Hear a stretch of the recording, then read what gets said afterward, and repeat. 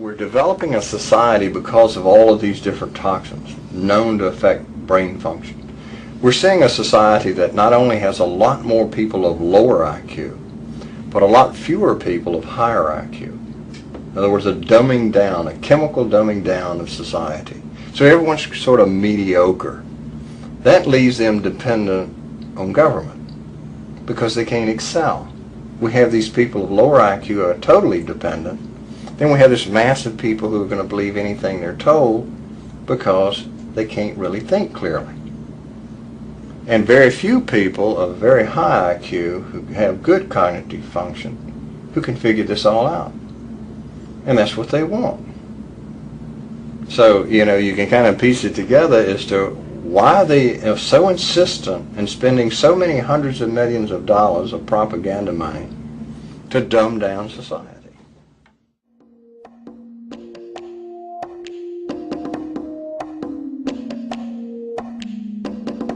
66% of United States residents' public water is fluoridated.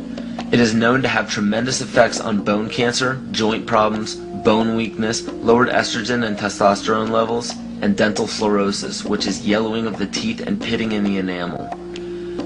Wouldn't it make more sense to enhance public water with vitamins which are meant to be ingested to promote overall health, rather than putting such a toxic chemical in our water with a bogus explanation that it will improve our dental health? We now know that fluoride causes more dental problems than it solves. Something doesn't seem right about this. Do you honestly believe that these companies care deeply enough for the people to spend large amounts of their own money to fluoridate public water when the people already purchase their own toothpaste? But there's a difference between toothpaste and drinking water. We don't ingest toothpaste. If you go to any hardware store and look at any rat poison product, you will only find one ingredient: sodium fluoride. It is the most toxic ionic molecule outside of potassium dichromate. Now Dannon, along with other companies, have begun fluoridating bottled water. It is becoming increasingly difficult to get away from. And the fact that fluoride is also used in many prescription antidepressants shows that it eliminates aggression and motivation in people.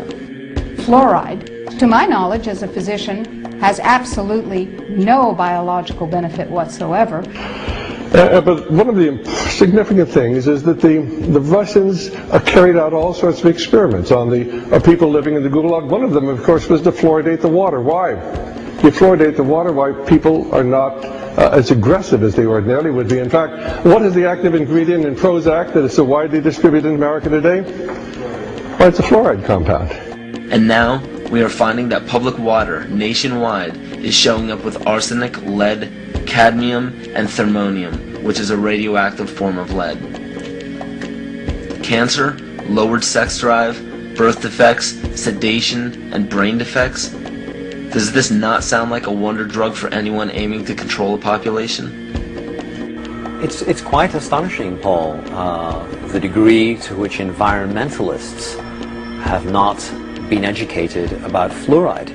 You know, people have an unconscious trust in their doctor or their dentist, and if you can persuade doctors and dentists that fluoride is safe and good, then you're able to reach the rest of the nation. People believe their doctors and dentists, and that was a way of promoting fluoride for Bernays. Fluoride was killing their cattle, destroying their crops. Fluoride given to rats had produced bone cancer and liver cancer, and that those results had been doctored to make it look as though fluoride hadn't caused as much cancer. The pattern that we saw, it typically is what we see with other neurotoxic agents that are well known to cause a hypoactivity or a memory problem or an IQ problem. When I first presented the results of these studies, one of the individuals sitting and listening to the results, he says, "Do you have any idea what you're saying?" And he says, "You're telling us that we're reducing the IQ of children." And basically I said, yes.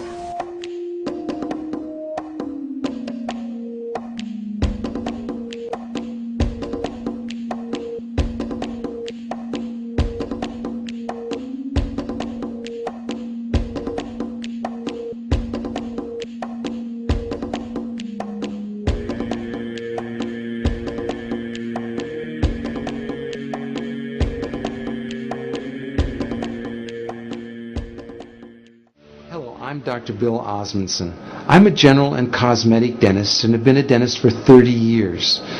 Before that, I received a master's in public health in nutrition and health education.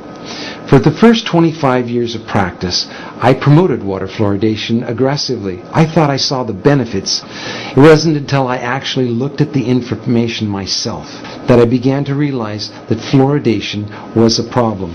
One of the first things I did is I looked at my tube of toothpaste. It says drug facts. I know it's a drug. If I were to give it to you, it'd have to be a prescription. That's for swallowing. When it comes to toothpaste, it also says don't swallow. And if you do swallow, contact a poison control center. Well, the amount of fluoride that they're talking about is a pea-sized amount of fluoride. You probably don't see that in advertisements, a pea-sized amount of fluoride. Usually when I see an advertisement, it looks more like a Dairy Queen ice cream cone. That amount is a 1/4 milligram of fluoride. Well, that's the same amount of fluoride as what we find in 8 ounces of water. 1/4 milligram of fluoride, 1/4 milligram of fluoride. Don't swallow. If you do, call the Poison Control Center. One of the things that concerns me is water fluoridation for infants. The American Dental Association and Center for Disease Control recommend that infants not receive water for drinking nor for making their formula. It's 250 times more concentrated in fluoride than mother's milk. We shouldn't fluoridate water and harm our most vulnerable. The next thing I looked at was dental fluorosis. These are the white and brown spots on the teeth. The only thing that causes dental fluorosis is fluoride. Too much fluoride ingested, usually during the developing years, birth to about 8 years of age. When I see people coming in to have treatment for dental fluorosis, I mention to them that they have had too much fluoride.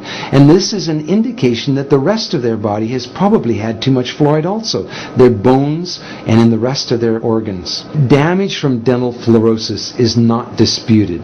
Everyone agrees that too much fluoride can cause dental fluorosis. About 1/3 of children are now experiencing fluorosis, according to the CDC.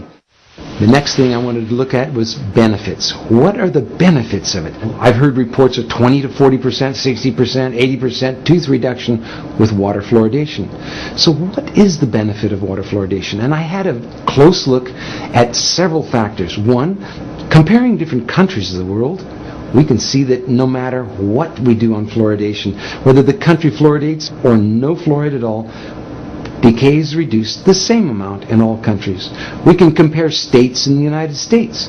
We can see on a graph that as they're plotted in order of increased amount of fluoridation in the state, fluoridation doesn't make any difference. We have the same amount of good health in the states regardless of their fluoridation. Same thing for counties and other locations. That was disturbing to me. If there's no benefit, well, why are we fluoridating?